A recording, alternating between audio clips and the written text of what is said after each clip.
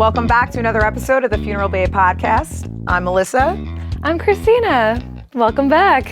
I'm just, the mortician, the undertaker influencer, the, I don't know, a lot of things, the DIYer with my bestie. The crafty.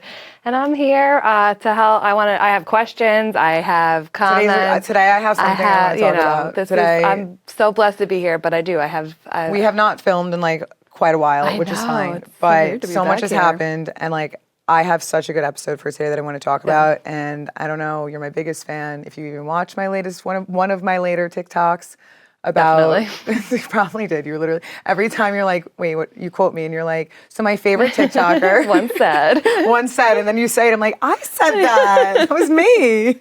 Oh, I did one on exposure therapy. Yes. Okay. Yes. Have you ever heard of exposure therapy before? Not before we talked about it. Not before you posted about it, and we got to not in the way that you explained it. Which explain. Now, what would you think it is? If you heard exposure therapy, what does it sound like? I think it's pretty like the way, at face value, it's like seeing something over and over again, right? To, familiarize yourself or get comfortable or get out of whatever headspace. This is the part where it's like facing the things that terrify you the most.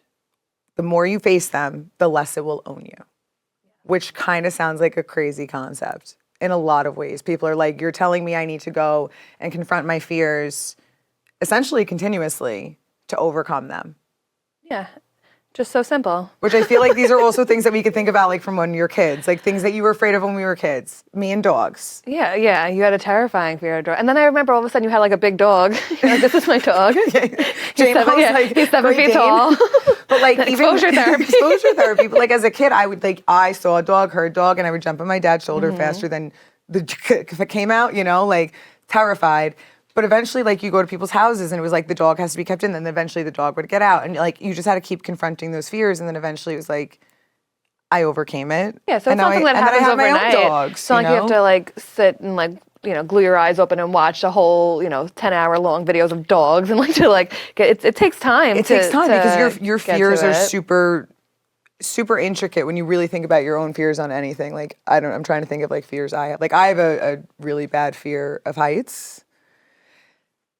I don't know if confronting that over and over again is going to help me. Being on top of a tower? Because I think everybody would be fearful in that. I can go on roller coasters. I can do roller coasters, okay. But it's more of I'm not going to stand on a ledge. No, I don't think most people would. Unless, And I don't think it's a fear I really need to overcome. I feel like that's a natural survival instinct that I want to keep intact. Yeah. I wouldn't put that towards exposure therapy. Overthought that. Just go stand on a couple of ledges. Yeah, I'm not going to do that. But with other things in life, exposure therapy is what is eventually going to heal you. What was the reference you put in the TikTok about, even not so negative, but even something funny? If you see something funny. Right. So if you watch a video over and over again, and your first video you watch and it's funny, you're laughing, and then you see it again and you laugh, and then eventually it just stops getting funny. It's not funny anymore. And it's not that you don't know it to be funny. It's not that you it's a video, it was made to be funny, but that feeling's not being evoked anymore. It feels really ordinary. Yeah. Right? And it's that's what, because you were exposed to it so much. Same thing with jumping in water. If you jump into cold water, your body shakes, then you regulate. It's exposure therapy to the cold. Yeah. That's why people do ice baths in the morning and stuff like that. It's supposed to have great health benefits too. Yeah, shocking your body because you're regulating your nervous system. I mean, I'm not researching this stuff, but for me, if you had to get me in an ice tub in the morning, first of all, I'm going to be fearful. Yeah, I'm going to be stressed. No, I don't want to do it. There's a lot of things, but if I did it and then I overcame that,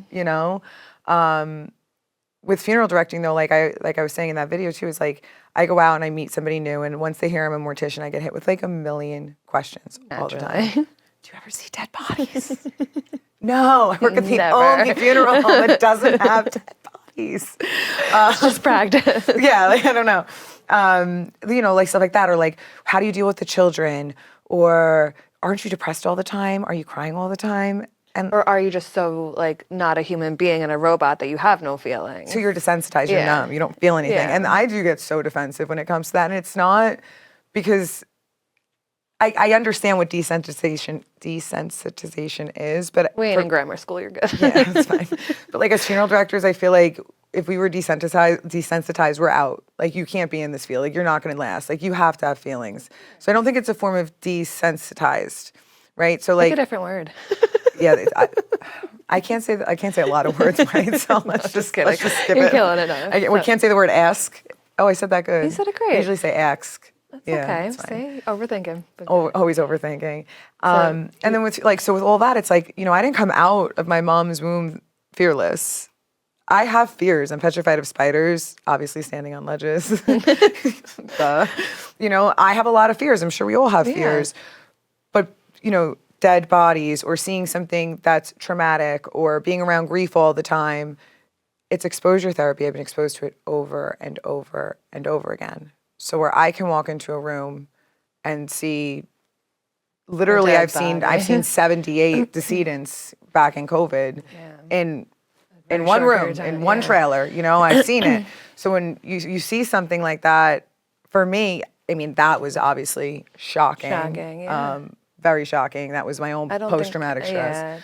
But, you see something like that, it's shocking. But at the same time, if you walked into something like that, most people cannot handle that. I don't think a lot of people can't walk into the funeral home. Yeah, no, They get to the door and you're in the right place. You can go in. But it's because they're not exposed to it. They don't know it. Maybe they don't speak about it. They try to, shy away from conversations about it, or maybe they haven't experienced death. Well, yeah, we're like, it's not like you're going to wake up and be like, you know what, today I want to go see a dead person.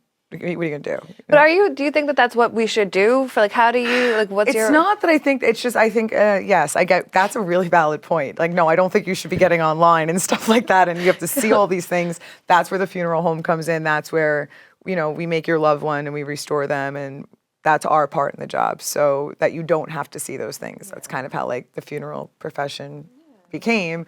But, talking about death, having difficult conversations, having these vulnerable conversations fearful of dying is or a form someone of dying. exposure therapy. Yeah. I like to think that my content is exposure therapy. Absolutely. Absolutely. Small dosages.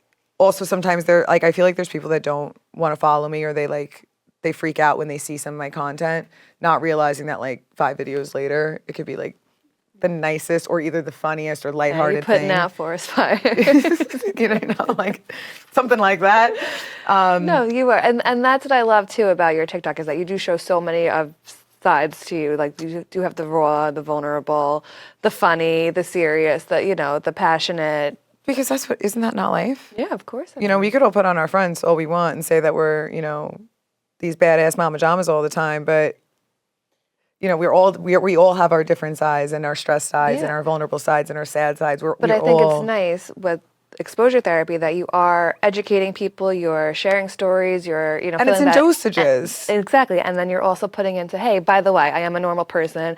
I have fun. I can be crazy. I can do fun things. I'm very creative. I can, literally just went to camp. Yeah, I can live too. And that's a part of obviously that's a whole nother topic for another time, I guess. But with the exposure therapy, right, I think talking about it is super helpful. And I've realized too, is people will comment on my videos and stuff and say, I'm a longtime follower and my mother just recently passed, or I've been following you for a long time and I have, just had a miscarriage or something like that. So where now these things they've been hearing about for 2 years, however long they're following me, now actually is hitting home for them. Yeah. And it's almost like they're grateful for it, and I cry a lot of times when I read these messages. I'm like, this is why I do it. Yeah. But it's like a form of exposure therapy, just in little dosages. Even just seeing a casket come across your For You page is just not, a form of exposure therapy. You're absolutely right. And then with exposure therapy as funeral directors, right? This is where things get interesting, because funeral directors, PTSD. It's 1/3 of funeral directors are currently facing PTSD. It's mental health, and there's a stigma around it. And there's a stigma around it in funeral service.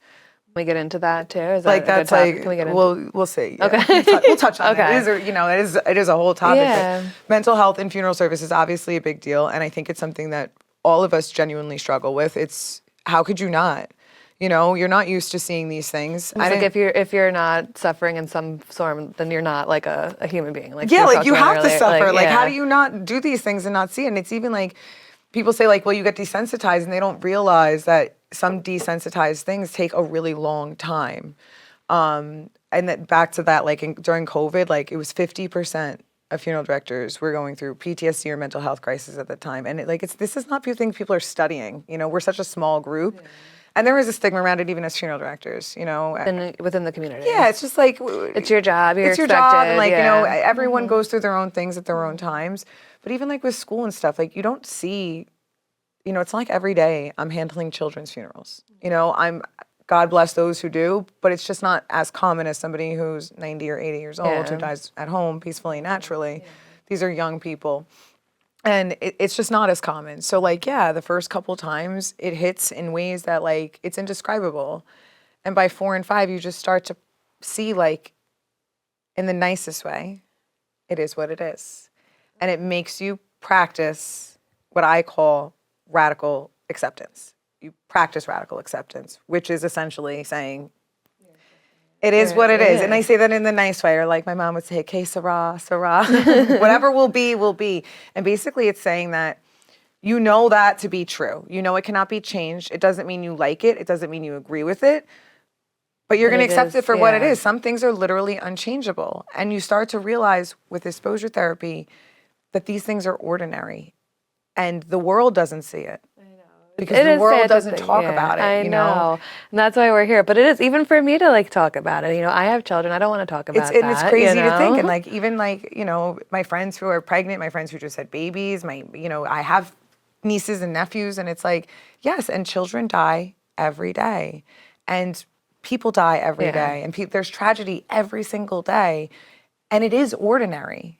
It's just so unordinary to everybody else.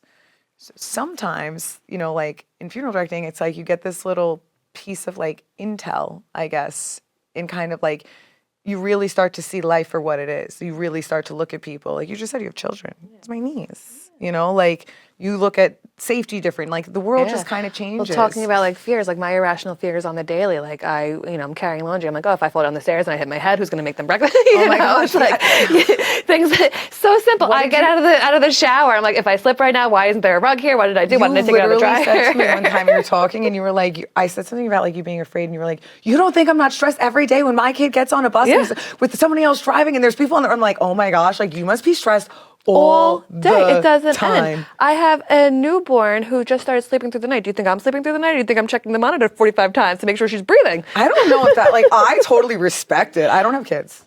Fair. I do not have kids.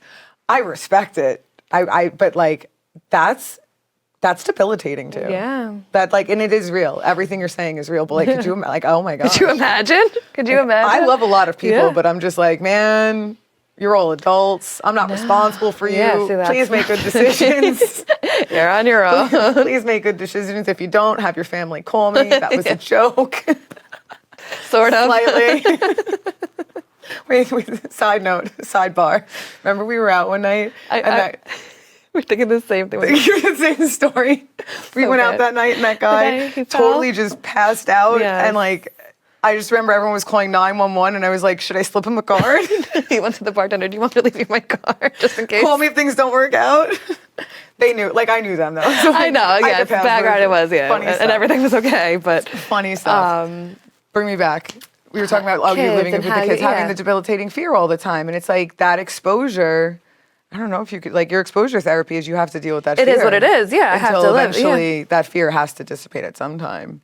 I've been told from other moms it doesn't. It never ends. Like it's to the umbilical cord, I guess, all the way straight through. That's what I've been told, which, you know, I don't think you ever really like, I'm sure it does get better. I'm sure it does, you know. Like the fear has to, like you're not totally responsible. Yeah, you know, you just hope that you raise good kids that are good enough to be able to handle on their own. I think, you know what though, it also relates to you doing the best you can every day. You just taking priority of the best you can every day. Because that's a lot like life. And like I said, these things are ordinary. Children dying is ordinary. They'd say, like I said in the video, like decomp, ordinary, you know, pooping, ordinary. Like all of these things that people sometimes hear with like a decedent or think it's just like, it's ordinary. and you don't want to think it's ordinary, even though it's happening every single day behind closed walls and everything else. And you do the best, we do the best we can in that exposure and to get through it, and you do the best you can as a mom.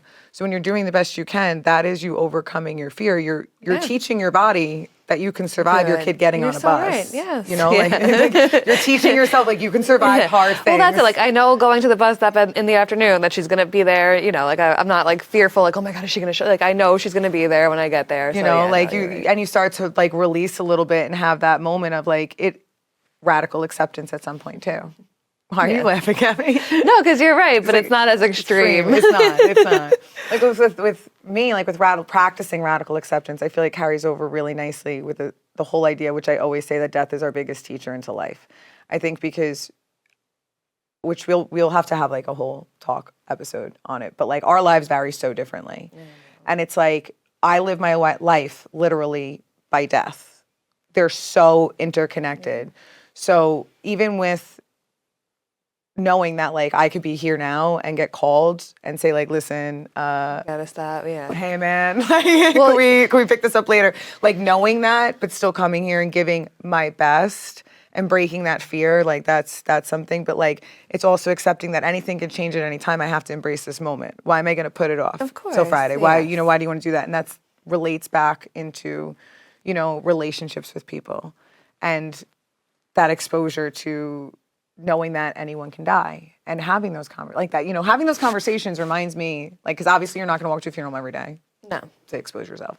But it reminds me that no, you wouldn't want to do that. I hope you don't ever have to do that. And it's also like, I feel like I wouldn't want to do that. Like, I don't want to do my research on your family's grief and, while you're going through that. Like, excuse me, sorry, I haven't seen a dead body recently.